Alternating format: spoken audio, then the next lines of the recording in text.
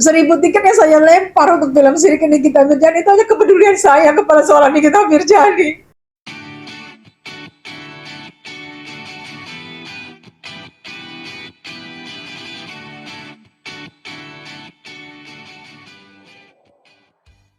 Aku berdiri di situ tidak hanya diwawancara, dan aku bersama orang film-filmnya Nikita Mirjani yang Sirik, Bang. Waktu itu premiernya film Nikita Mirjani Sirik. Nah, situ kita dikenakan wardrobe warna hitam. Dress code warna hitam. Nah, tiba-tiba aku lagi jadi sederetan pemain-pemain sama sutradara, terus ada Bang Fahmi, ada aku. Kita baru sebelah di Bang Fahmi, aku baru ngobrol, tiba-tiba aku kaget, di sebelah kanan aku ada orang teriak di sana. Tessa, anjing lo gitu. Aku kaget dan aku nggak siap, jujur aku lagi melongo aja kejar ke situ, Bang. Aku melongo aja tuh. Terus karena dia nunjuk muka aku, dia nyerang aku, nunjuk muka aku di situ. Nah, aku mungkin kalau yang itu. Terus aku lihat lagi itu kejadian selama di premier. Terus sampai rumah aku lihat wawancaranya dia. Aku di-share wawancaranya dia. Di situ dia bilang, satu, dia penggiringan opini. Dia bilang aku dua kaki. Dia kan pernah berantem sama Nikita Mirjani 6 tahun. Oh, sekarang dia bisa dukung Nikita Mirjani. Jangan percaya kalian, ini orang pinter, ini orang pansos, ini orang main dua kaki gitu.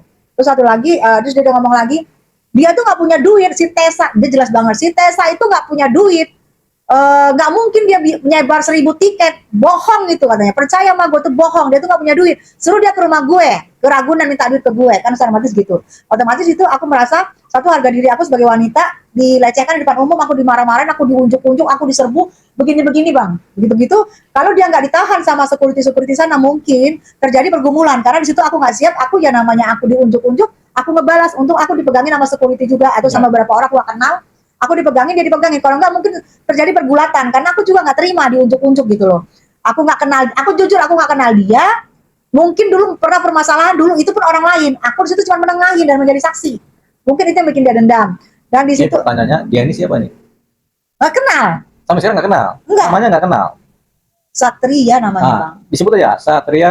Satria Mulia, katanya Raja Bangsawan. Oh ya. Iya. Nah itu berarti dia ini, si Satria ini kan? Iya, itu. Sebut nama boleh, Bang? Boleh. Dia juga sebut nama aku kan, Tessa. Iya. Nah, di situ aku gini loh, Bang. Aku ini bukan, soalnya aku menyebar tiket itu karena aku peduli. Aku itu aja peduli, aku memikir gini, aku 6 tahun berantem sama Nikita Mirjani.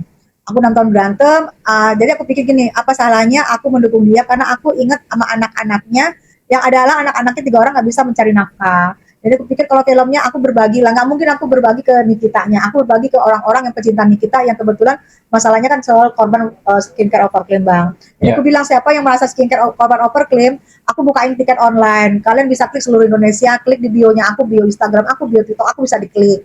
Dan itu yang dia bilang aku bohong, itu yang dia bilang aku nggak punya duit, itu yang dia suruh aku ke rumahnya seperti aku seorang pengemis. Jadi secara tiket itu sudah berjalan, Bang. 563 orang sudah mengambil tiket itu, tiket online, itu ada buktinya semua, nanti aku tunjukin. Terus PT-nya yang aku bilang tiket menyebar tiket itu sudah beredar sekitar 250 orang yang melihat di Twitter atau Instagram. Nah, kalau jika dibilang kalau aku itu bohong, sampai hujat-hujatan itu banyak sama aku. Dan sampai kemarin 1 harian itu aku benar-benar trauma kalau diwawancara, karena aku takut tiba-tiba didatangi diunjuk-unjuk lagi. Sampai trauma itu sebenarnya aku, Bang, kemarin itu. Aku wawancara, pengen lihat-lihat, makanya aku pikir apa ini, aku harus lakuin apa ya gitu. Ya, jadi ini kan ada satu orang namanya Satria Mulia, yang setiap aktivitasnya Mbak Tessa, kemudian dia dianggap mengganggu.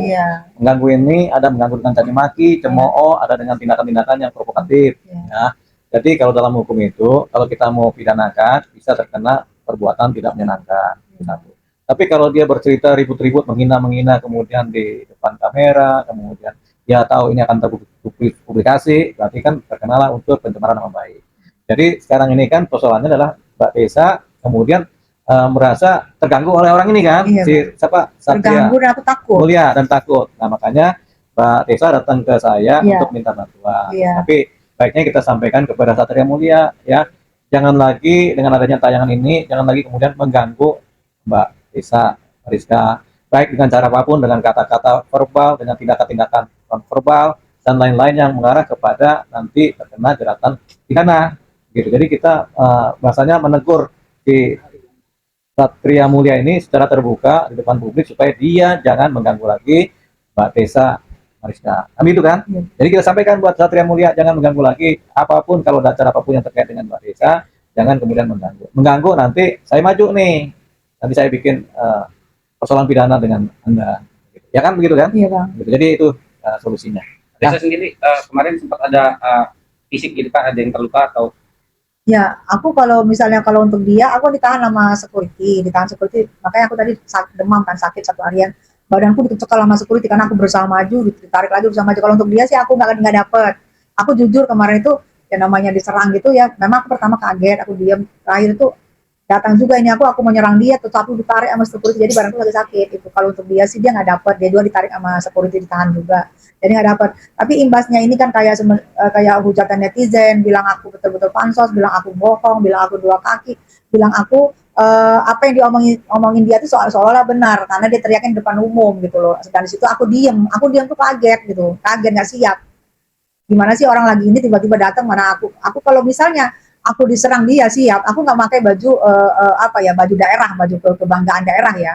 Kalau aku tahu dia nyerang gitu.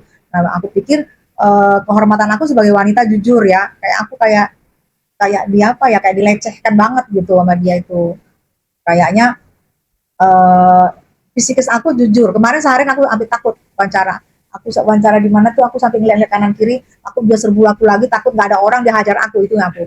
Dihajar memang ada hukum, tapi kalau kita udah benyok pertama kan sakit juga itu yang aku kemarin takut banget. Di situ aku seharian tuh takut banget kemarin. Ya makanya sekarang kita tegur nih secara langsung ya supaya yang namanya tadi siapa namanya?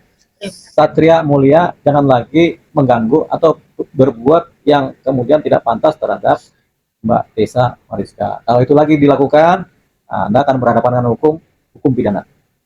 Desa sendiri akan melaporkan kejadian yang kemarin pihak berwajib atau seperti apa Mbak Tessa?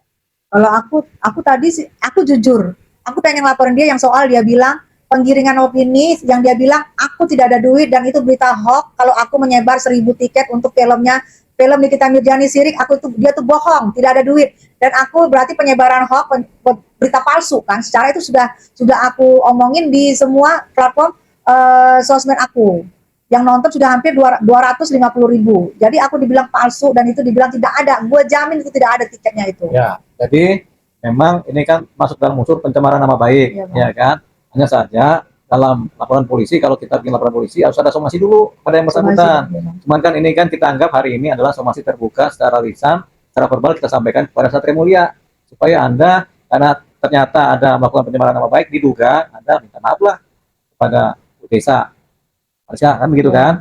Atau Anda jangan lagi berbuat hal-hal yang kemudian membuat ya sesuatu yang tidak pantas, mengganggu kepentingan orang, mengganggu nama baik orang, mengganggu secara verbal maupun apapun juga, termasuk perbuatan yang terjenangkan, jangan lagi dilakukan. Kalau ini sekali lagi dilakukan, Anda terjerat pidana. Karena ini salah satu bentuk somasi terbuka yang kita sampaikan secara lisan ya.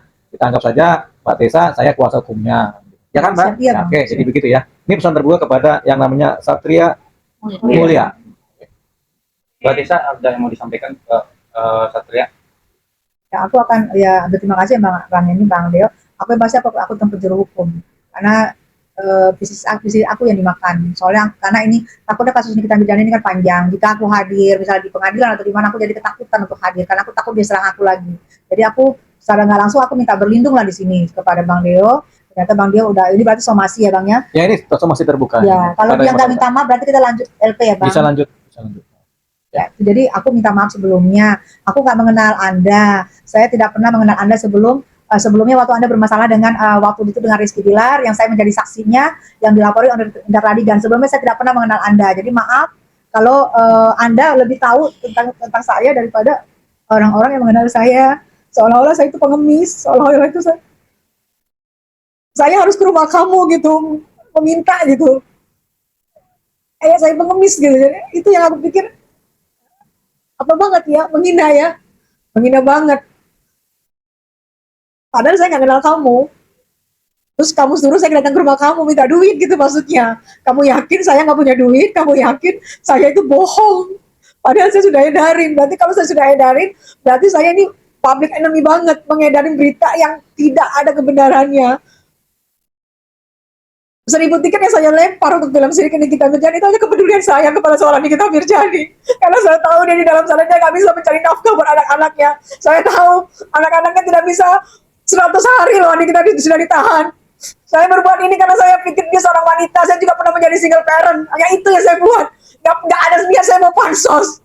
Kalau saya mau pansos, tahun 94 saya udah bermain sinetron sama Nika Ardila. Saya udah bermain sinetron sama Risdayanti. Saya sudah bermain sinetron sama Sarah Sehan. Kalau saya mau pansos, nggak perlu sekarang saya pansos. Itu